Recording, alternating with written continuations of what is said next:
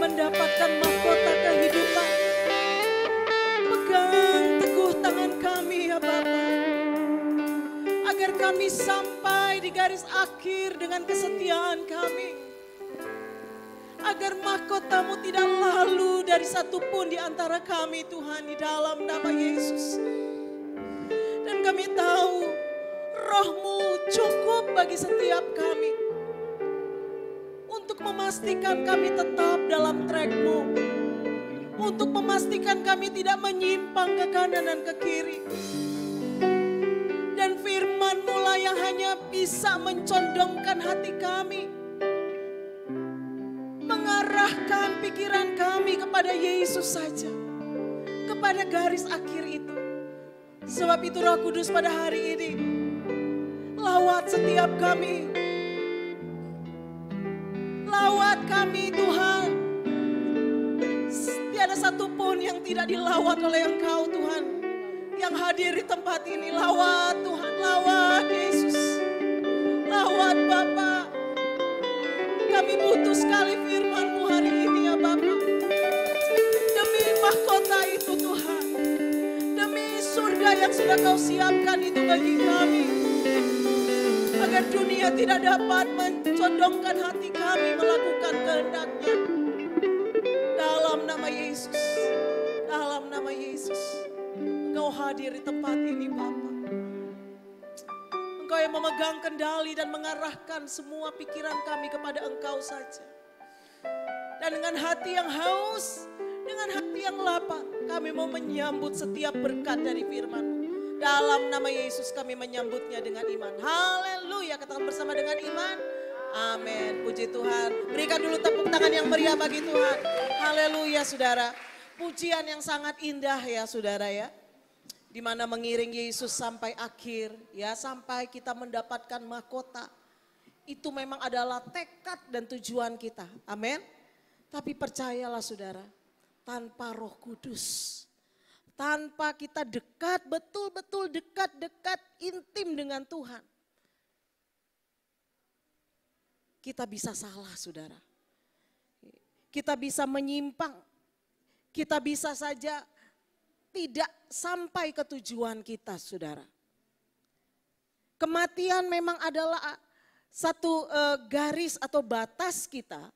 Segala sesuatu yang kita lakukan di dunia ini, segala usaha kita termasuk ingin dekat dengan Tuhan selesai. Ya, itu menjadi satu tolak ya, ukur di mana kita berhasil atau tidak, bukan di usia kita nanti sekian, usia kita berapa. Karena belum tentu kita mencapai usia-usia emas yang dimaksud dengan penuh kesuksesan bagi dunia, saudara. Standar kita sebagai orang percaya tidak lagi dunia punya standar, saudara. Kalau dunia punya standar, maka kita semuanya pantas untuk kecewa, pantas untuk tidak punya harapan. Karena orang-orang besar saat ini juga ya sedang diambang daripada kehancuran kalau ekonomi menjadi satu ukuran. Ya, kalau kesuksesan di bisnis itu menjadi ukuran, maka sebentar lagi kita akan lihat ya, di mana masa depan dunia sedang menuju kepada kehancuran.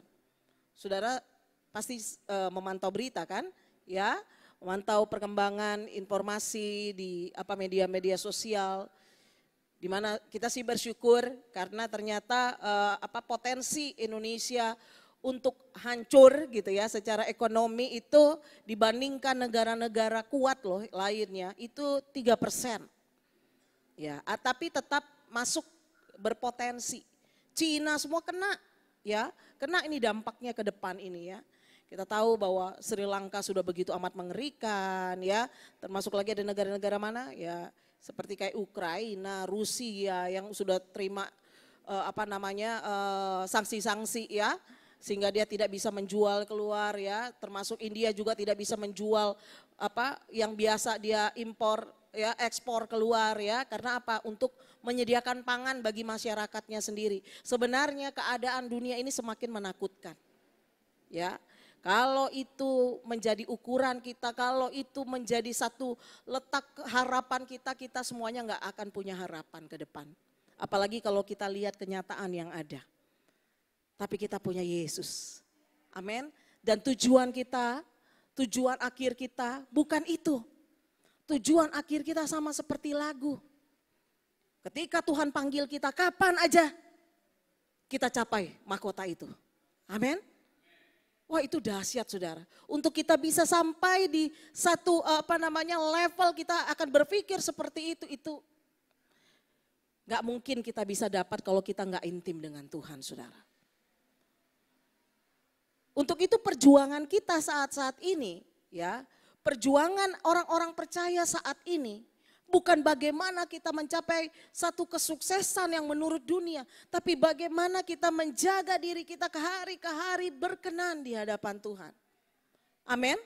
Kita mencapai tujuan Allah. Ketika apa? Ketika kita berkenan, di sana berkat Tuhan pasti tersedia bagi kita. Tapi ingat, jangan pakai standar dunia, saudara. Jangan lagi pakai ukuran dunia. Karena kita nggak mungkin punya satu harapan untuk mencapai ke depan, karena yang besar-besar pun hancur saudara. Ya, termasuk siapa yang lagi sedang kaya-kayanya baru berapa bulan lalu? Siapa itu yang pegang itu? Bukan Indonesia, standar kalau Indra, standarnya internasional. Siapa itu? Elon itu ya, Elon Musk. Ya. Itu aja ya luar biasa, dia sendiri menyatakan dia mungkin akan menutup ya banyak perusahaannya dan akhirnya harus merumahkan banyak karyawannya. Saudara, ya padahal uangnya masih banyak itu. Ya, sisanya berapa itu masih banyak. Ya, tapi menurut dia ini hancur, ya. Lihat kalau ukuran dunia, saudara. Maka kita akan terus menjadi orang yang paling malang karena nggak pernah kesampaian sama seperti pikiran kita. Tapi hari ini Tuhan kembali mengingatkan kita seperti lagu tadi. Itu di situ nggak ada bilang supaya nanti aku jadi orang terkenal gitu ya, popularitas, ya jadi orang kaya raya sehingga mobil di garasi bisa ada 8 gitu kan. Ya kan itu kan keinginan sama kenyataan kan suka berbeda. Kadang cuma sampai di hayalan dan akhirnya kita kecewa. Waktu untuk bayar token listrik aja nggak bisa, ya.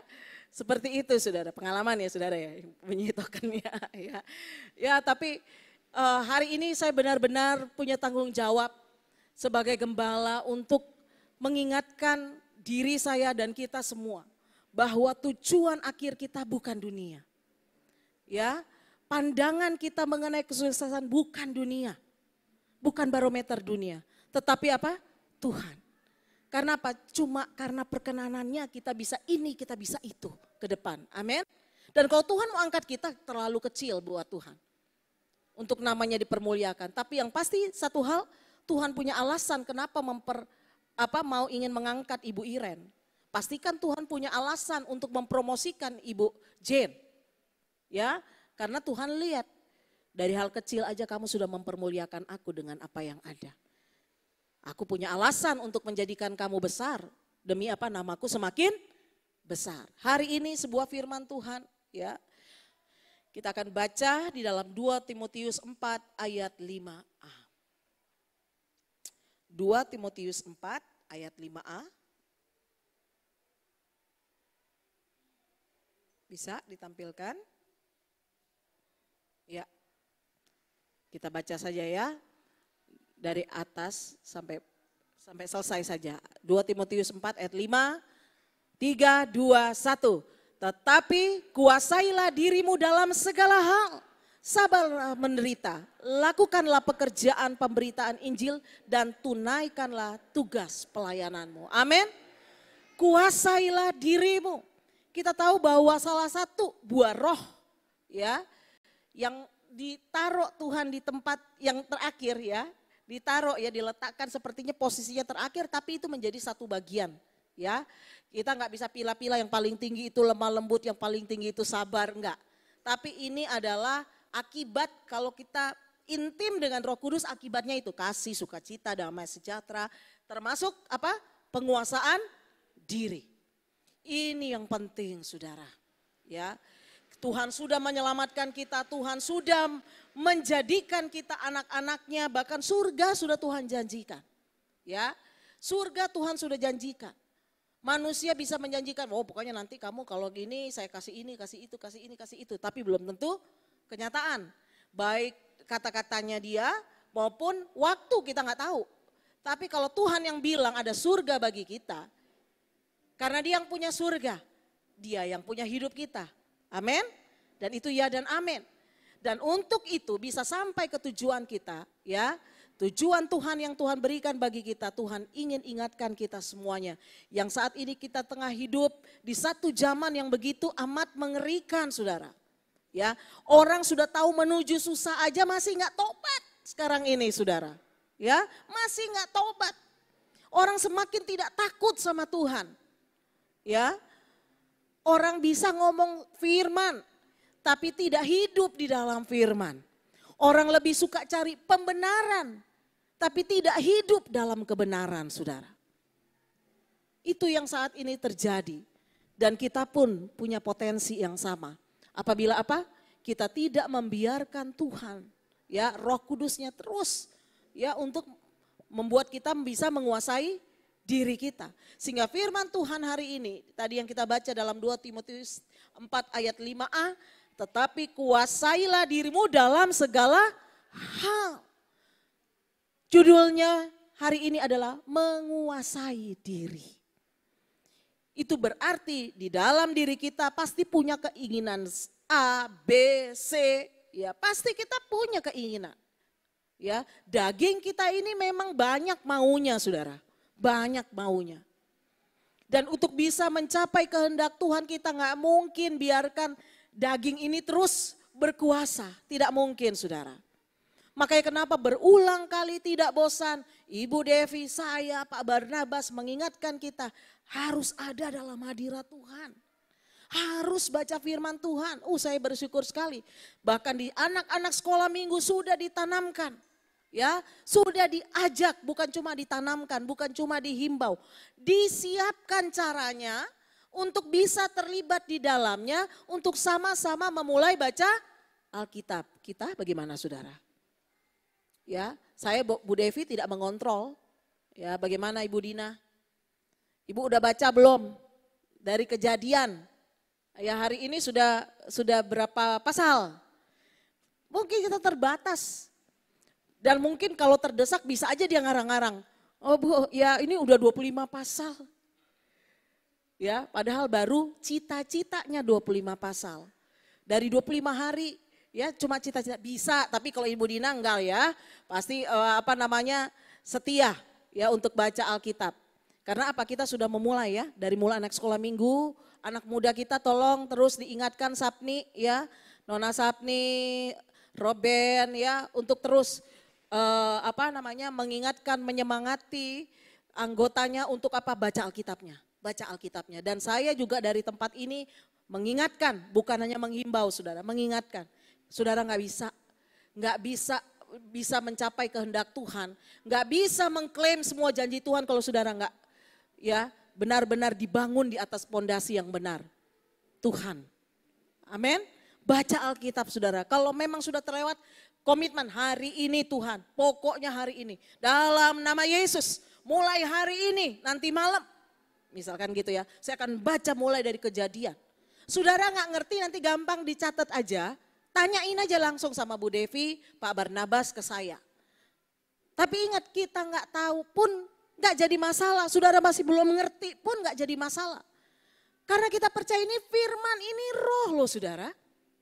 Itu pikiran Allah yang menjadikan langit bumi ini, saudara. Menjadikan tubuh kita ini sel demi sel. Ya, luar biasa begitu. Wah, dahsyat, saudara. Tidak satu pun ya, kecanggihan, kepintaran dokter ya untuk bisa ya melakukan apa yang Tuhan sudah lakukan. Jadi luar biasa, saudara. Saudara yang butuh firman. Amin. Kita butuh firman agar apa? Kita dapat menguasai diri kita. Kedagingan ini banyak maunya, saudara, banyak banget maunya, dan itu bisa menyesatkan kita karena firman Tuhan katakan apa? Daging ini lemah tapi roh penurut. Makanya kita biarkan roh kita terus makan makanan rohani agar roh itu lebih kuat. Amin. Roh itu dapat makanan, dia lebih kuat, dia yang menguasai. Dia yang menguasai daging ini, saudara. Saudara gak mungkin bisa berjuang sendiri, gak mungkin saudara.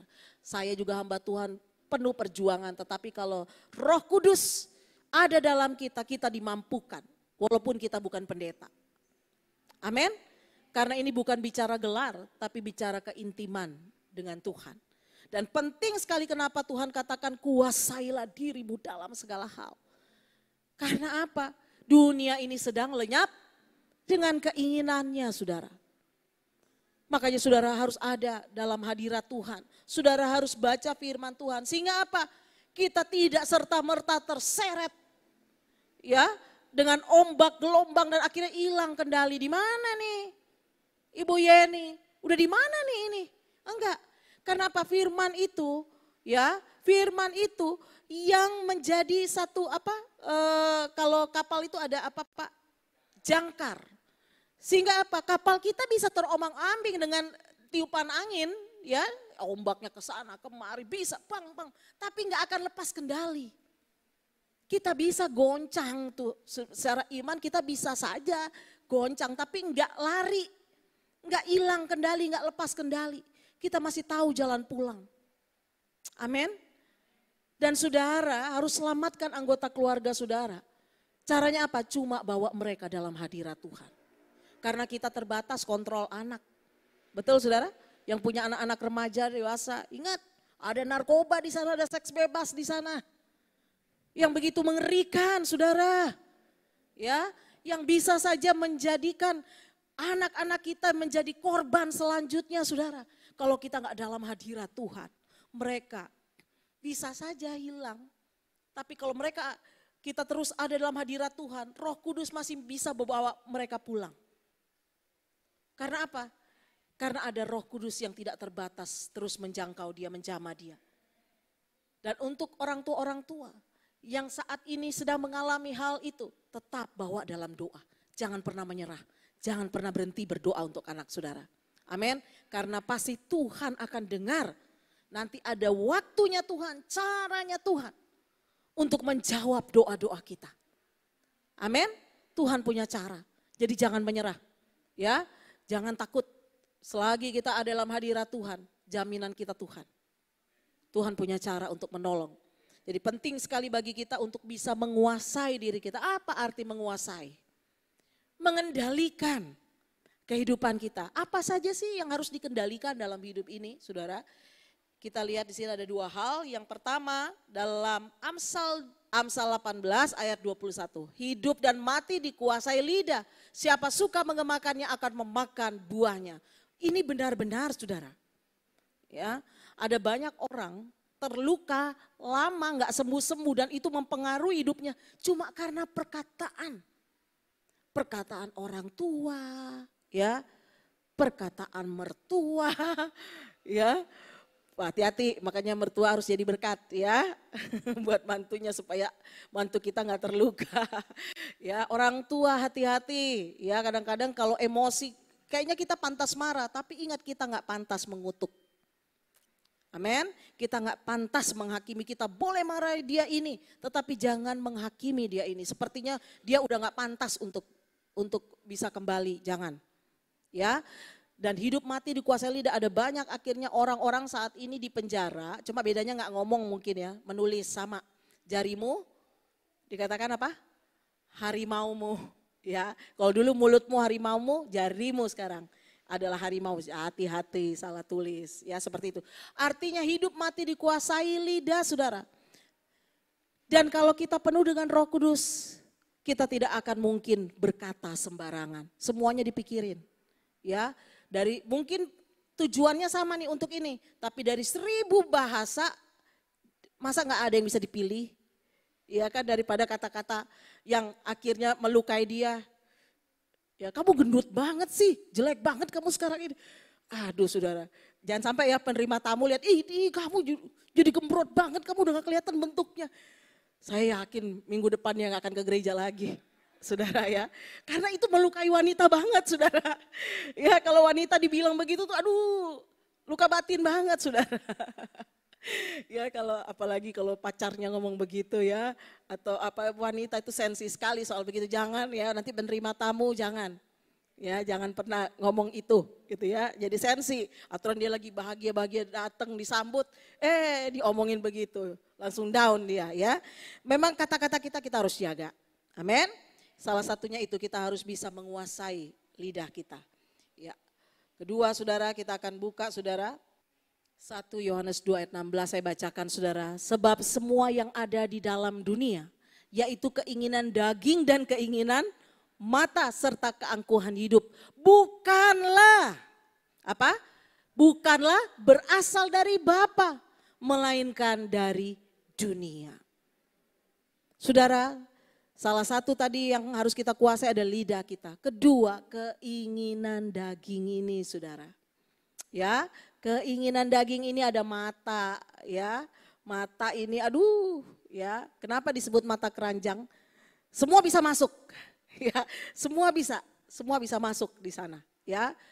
Apalagi kalau keranjangnya besar bawanya ya. Wah, masuk semuanya ya. Keinginan dunia ini, keinginan mata ini.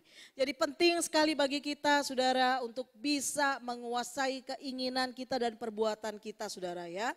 Karena firman Tuhan juga berkata di dalam Amsal 16 ayat 32, Amsal 16 ayat 32, orang yang sabar melebihi seorang pahlawan, orang yang menguasai dirinya melebihi orang yang merebut kota. Saudara, ternyata orang-orang yang bisa mengendalikan hidupnya itu lebih daripada seorang pahlawan yang bisa yang kapan aja membawa pedang, ya bawa senjata yang canggih.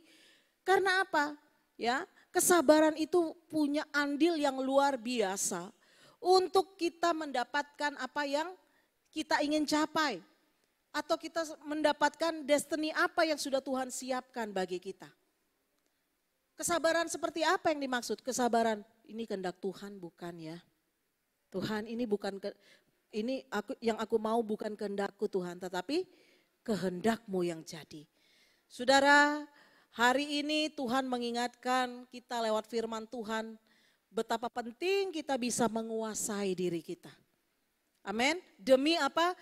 Yang jadi semuanya kehendak Tuhan. Karena kehendak Tuhan udah pasti yang baik bagi kita. Amin. Yeremia 29 ayat 11. Aku tahu rancangan apa yang ada padaku mengenai kamu, kata Tuhan. Itu buat Israel yang saat itu keadaannya sebenarnya tidak enak. Karena apa? Dijajah enak gak saudara? Ditawan enak gak? Itu dibawa, Israel dibawa dari tempatnya dipaksa dibawa di Babel. Tapi kata Tuhan tenang, aku punya rencana indah sama kamu. Tenang, kayak begitu aja Tuhan bilang ada rencana indah. Dikatakan apa tadi ayat selanjutnya?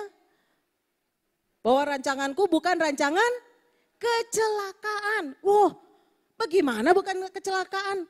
Orang hidup sebagai tawanan kok bukan kecelakaan? Untuk memberikan kamu hari depan. Tuhan lagi ngomong masa depan, tapi kenyataan yang kita lihat mata kita lagi ditawan. Bagaimana Israel punya masa depan? Menurut kita, tapi akhirnya apa? Israel ada sampai saat ini. Itu karena rencana Tuhan yang indah. Ditarik, dibawa keluar dari akarnya. Ya, dari dia ditanam di di Israel situ, Yerusalem itu dibawa keluar. Ya, demi apa? Untuk membentuk Israel di sana. Ya, agar tidak hanya mengikuti segala adat istiadat yang ada, ya, menyembah Tuhan dengan sebuah kebiasaan saja, tapi Israel kembali mengingat Tuhan di sana. Dan lihat saudara, cara Tuhan mendidik Israel itu luar biasa ya saudara ya. Tapi lihat dunia menghukum ya, intimidasi, ya, mengutuk sampai saat ini ada 200 lebih negara, ya, yang mengutuk Israel nggak ada yang jadi. Israel sampai saat ini masih yang kuat, padahal yang terkecil, saudara. Itu menjadi ya barometer kita sebagai anak Tuhan untuk melihat betapa kekuasaan Tuhan itu dan janji Tuhan itu ya dan amin. Tuhan yang sama yang memelihara Israel sedemikian rupa. Itu Tuhan yang sama yang saat ini kita sedang puja dan sembah. Amin, berikan kemuliaan bagi Tuhan. Jadi berita baik hari ini, kita minta Roh Kudus untuk menguasai diri kita sehingga kita dapat menguasai diri kita agar yang jadi semua kehendak Tuhan yang baik atas kita. Amin, buat firman Tuhan. Saya menjemput kita bangkit berdiri saudara. Bagaikan bejana. Dan inilah komitmen kami di hadapan. Dan selanjutnya kami percaya kami akan melihat bagaimana Kau akan memakai kami semuanya dengan luar biasa. Sehingga nama-Mu dipermuliakan. Dalam nama Yesus kami mengucap syukur berfirman-Mu. Haleluya. Yang bersama dengan iman.